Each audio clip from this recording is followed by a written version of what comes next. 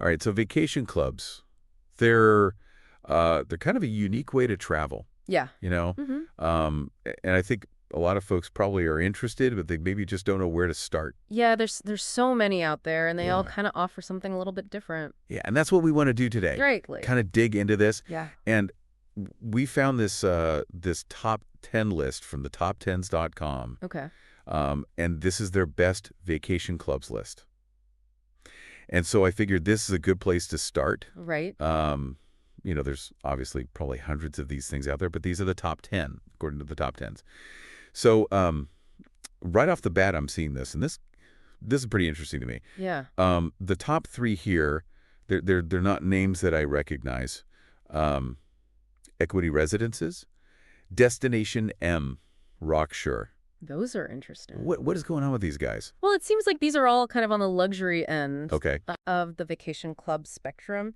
And they're actually sort of blurring the lines between vacation clubs and like investment opportunities. Oh, interesting. So, for example, Equity Residences requires its members to be what are called accredited investors. Okay, So basically, this means they have a high net worth and a certain level of income. gotcha. And it essentially operates as an investment fund where members pool their resources to acquire luxury vacation homes around the world. Oh, so it's not just like you're getting access. It's like you're part owner. Yeah, you're actually buying in Wow. to these properties. Okay. Um, Destination M is kind of similar. They focus on these like really carefully curated properties in highly sought after destinations. Okay. But then you've got Rockshore, and they're doing something a little bit different that I think is pretty interesting. Okay.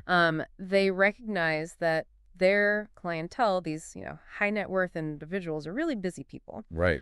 So they basically handle everything for you, from property maintenance to travel arrangements. So you just show up Well, and relax. oh, wow. That's pretty cool. Yeah, So, I mean, that's pretty high end, yeah, that's the top tier vacation clubs. for sure. But then it looks like the rest of the list is kind of more recognizable names. Yeah. I'm seeing Ritz-Carlton, Diamond Resorts, Marriott, Hyatt, Hilton, and even Disney. Yeah, big names that people already know and trust. Exactly. Yeah, I think I have like a Marriott Rewards card or something. Probably.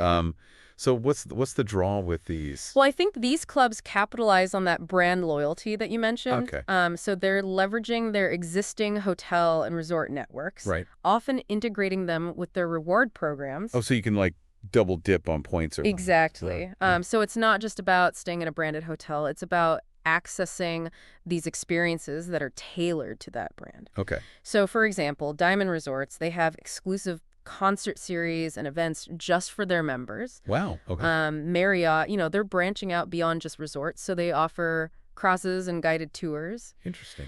And then, of course, there's Disney catering to families with their theme parks and, the character experiences, all that Disney magic. Yeah. So I guess they've got their niche kind of carved out there. Definitely. And it's interesting, all these different companies. Yeah. And then at the bottom of this list, there's one more that I wanted to touch on, Shell Vacations Club. Oh, yeah. This one's a little bit different. Right. It doesn't seem to be tied to a specific brand. Exactly. What's their goal? Shell Vacations Club really seems to prioritize choice and flexibility. Okay. So they have this really vast network of destinations, and they offer these flexible usage options. So it appeals to people who maybe don't want to be tied to a specific brand or experience, and they just want a wider range of travel possibilities. That makes sense if you're not brand loyal. Exactly. So I guess this is the question for our listeners, what are your priorities when it comes to a vacation club? Yeah. Are you looking for that luxurious exclusivity of a Rockshore, the brand familiarity of a Ritz-Carlton, or the vast choices that are offered by Shell Vacations Club? It's a big decision. It is. And, one thing to think about is that while Shell Vacations Club offers that flexibility, you might miss out on those curated experiences and luxury properties that you would get with a club like Ritz-Carlton. That's a really good point. Yeah. Ah, It's all about trade-offs, right? definitely. You get one thing, you might lose another thing. I guess the last thing that I kind of wanted to throw out there Yeah. is this, we've been talking about all these different clubs and what they offer and who they're good for. Mm-hmm. But like, is it actually a good idea to join one of these things? That's the million-dollar question. Right, because it's a commitment, right? Yeah, it's a long-term commitment, usually. And is that actually a smarter financial move than just planning your own vacations? Well, it's tough to say, for sure. Yeah. It really depends on individual circumstances and travel habits. Right. But it's definitely worth considering, you know? Yeah. Especially if you're someone who travels frequently and you value having those consistent vacation experiences. I think so too.